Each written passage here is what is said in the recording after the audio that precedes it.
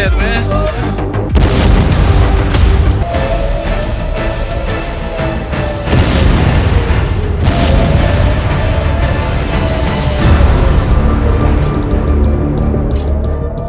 अमेरिकी राष्ट्रपति ट्रंप के ईरान और इजराइल के बीच युद्ध विराम के दावे के बाद ईरान ने इजराइल पर ताबड़तोड़ मिसाइलें दागी। ईरान ने इजराइल के रिहायशी शहर बेरशेवा पर मिसाइलें दागी, जिसके बाद बेरशेवा शहर में चारों तरफ तबाही देखने को मिली। कई इमारतें खंडहर में तब्दील हो गई हैं। हमले में 13 इजरायली लोगों के मारे जाने का दावा किया जा रहा है, वहीं कई लोग लापता बताए जा रहे हैं। 12 दिन बाद युद्ध विराम, ट्रंप ने किया सीजफायर का ऐलान।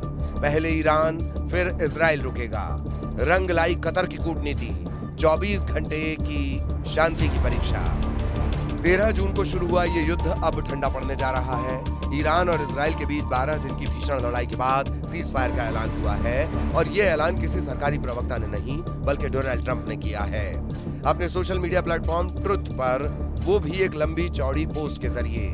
डोनाल्ड ट्रंप ने अपने पोस्ट में लिखा, सभी को बधाई। 6 घंटे बाद दोनों देश अपना अंतिम सैन्य मिशन पूरा करेंगे और फिर 12 घंटे का युद्ध विराम शुरू होगा। ये एक 3 चरणों वाला सीज फायर मॉडल है। पहले ईरान शांत होगा, 12 घंटे बाद इजराइल, और 24वें घंटे पर इस युद्ध को आधिकारिक रूप से समाप्त माना जाएगा। इस दौरान दोनों पक्षों को शांत, संयमित और सम्मानजनक व्यवहार बनाए रखने की अपील की गई है। अमेरिका के राष्ट्रपति डोनाल्ड ट्रंप ने यह भी कहा कि 12 दिन के युद्ध को खत्म किया। ये युद्ध सालों तक चल सकता था और पूरे मध्य पूर्व को तबाह कर सकता था, लेकिन ऐसा नहीं हुआ और कभी नहीं होगा। इस सीज फायर के पीछे एक बड़ी भूमिका रही कतर की मध्यस्थता की। सूत्रों के मुताबिक अमेरिका ने कतर के जरिए ईरान से संपर्क साधा और एक प्रस्ताव तैयार किया, जिसे ईरान ने शर्तों के साथ स्वीकार कर लिया। ट्रंप की घोषणा से ठीक पहले इजराइल के पीएम बेंजामिन नेतन्याहू ने भी हामी भर दी, लेकिन एक शर्त पर, अगर ईरान हमला नहीं करेगा तो इजराइल भी शांत रहेगा। यानी शांति की ये डोर बेहद नाजुक है, उसमें तनाव का वजन अभी भी है। ये सीज फायर न सिर्फ 2 देशों के बीच बल्कि पूरे पश्चिम एशिया की स्थिरता के लिए एक टेस्ट है। इस दौरान डोनाल्ड ट्रंप ने अपना बयान जारी करते हुए सभी देशों को सीज फायर के लिए शुभकामनाएं भी दी। फिलहाल अगले 24 घंटे बेहद नाजुक है। सीज फायर की प्रक्रिया शुरू हो चुकी है। पहले ईरान अपने ऑपरेशन रुकेगा, फिर 12 घंटे बाद इजराइल। इस दौरान कोई नई कार्रवाई नहीं होगी, न बॉर्डर पर, न मिसाइल सिस्टम में, न साइबर स्पेस में। अंतर्राष्ट्रीय एजेंसियां, खुफिया तंत्र और रक्षा विश्लेषक सभी इस पल पर नजर गड़ाए हैं, क्योंकि अगर ये सीज फायर बना रहा तो ये बड़ा कूटनीतिक ब्रेक थ्रू होगा, और अगर टूटा तो हालात पहले से भी ज्यादा खतरनाक हो सकते हैं। क्योंकि 12 दिन में हजारों जिंदगियां तबाह हुई, तेल के दाम उछले, बाजार डगमगाए और पूरी दुनिया में दहशत का माहौल पसर गया। अब उम्मीद है कि ये 24 घंटे का इम्तिहान शांति की तरफ पहला स्थायी कदम साबित हो, क्योंकि इस युद्ध के आगे सिर्फ खामोशी नहीं बल्कि भरोसा और भविष्य टिका हुआ है। ईरान और इजराइल के बीच में सीज फायर लागू हो गया है। अमेरिका के राष्ट्रपति डोनाल्ड ट्रंप दावा कर रहे हैं कि अब दोनों मुल्क एक दूसरे पर हमले नहीं करेंगे और ये युद्ध विराम स्थायी है, लेकिन उसके बाद भी कई सवाल बाकी रह जाते हैं। क्या ईरान इजराइल युद्ध खत्म हो गया? क्योंकि अभी भी ईरान समर्थित हूती, हिजबुल्लाह और हमास एक्टिव हैं। क्या युद्ध बढ़ने से डर गए डोनाल्ड ट्रंप? क्योंकि ईरान ने दूसरे देश में मौजूद यूएस बेस पर अटैक किया और उन देशों ने जवाबी एक्शन की धमकी दी।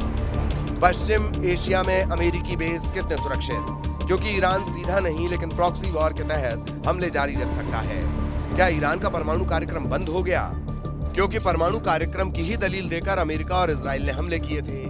क्या ईरान एनपीटी से बाहर निकल जाएगा? क्योंकि ईरानी संसद में अभी भी परमाणु हथियार नहीं बनाने के समझौते से बाहर निकलने का प्रस्ताव मौजूद है। क्या ईरान अब परमाणु बम हासिल करेगा? क्योंकि रूस के पूर्व राष्ट्रपति ने कहा था कि ईरान को कई देश परमाणु बम देने को तैयार हैं। क्या ईरान अमेरिका तक हमला करने की तैयारी करेगा? क्योंकि दावे किए जाते रहे हैं कि ईरान आईसीबीएम बनाने की कोशिश में जुटा है। इजराइल और ईरान के बीच सीज फायर हो चुका है, लेकिन सीज फायर लागू होने से ठीक पहले ईरान ने आज सुबह इजराइल पर ताबड़तोड़ मिसाइलें बरसाई, जिसे ईरान ने आखिरी राउंड कहा। हमले के इसी राउंड में इजराइल के बेरशेवा में सबसे ज्यादा नुकसान हुआ है और रिफत अब्दुल्लाह इजराइल के बेरशेवा में है। बेरशेवा वही जगह है जहां सीज फायर लागू होने से ठीक पहले ईरान ने मिसाइल हमले किए थे।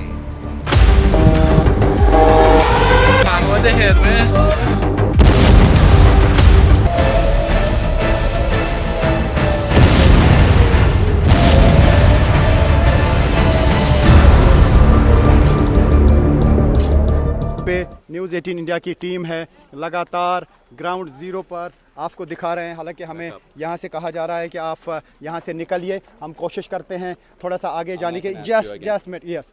सो तो यहाँ पे आप देख सकते हैं, कह रहे हैं कि things are still falling. Okay, it's very dangerous.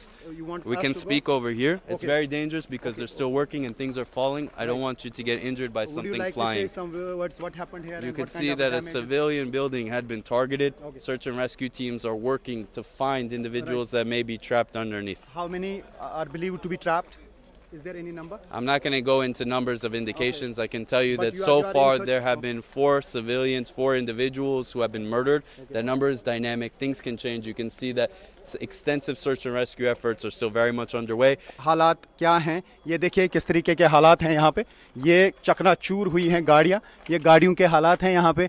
तो पूरी तबाही यहाँ पे ईरान के मिसाइल्स ने कर दी है। मिसाइल अटैक बहुत ही ख़तरनाक था और ये पूरा इलाका जो है ये दहल गया मिसाइल अटैक से। और न्यूज़ 18 इंडिया की टीम है रियल ग्राउंड ज़ीरो पर, दिखा रहे हैं हम आपको वो चीज़ जो यहाँ पे इसराइल में हुई है। आप देख सकते हैं किस तरीके की तबाही यहाँ इसराइल के मिसाइल्स ने की है। और ये है वो जगह जहाँ पे इस वक्त ऑपरेशन चलाया जा रहा है। इसराइली डिफेंस फोर्सेस लगे हुए हैं और जगह जगह पे सर्च की जा रही है उन लोगों की जो इस मलबे के नीचे दबे हुए हैं। तो ये कहा जा सकता है कि सीज फायर अनाउंसमेंट के बावजूद जो ईरान की तरफ से हमला किया गया वो बहुत मैसिव हमला था और उसमें बहुत नुकसान इसराइल में हुआ है, जानी भी हुआ है और माली भी हुआ है। और गाड़ियां इतनी कि कह पाना मुश्किल है कि कितनी गाड़ियां यहाँ पे तबाह हुई हैं।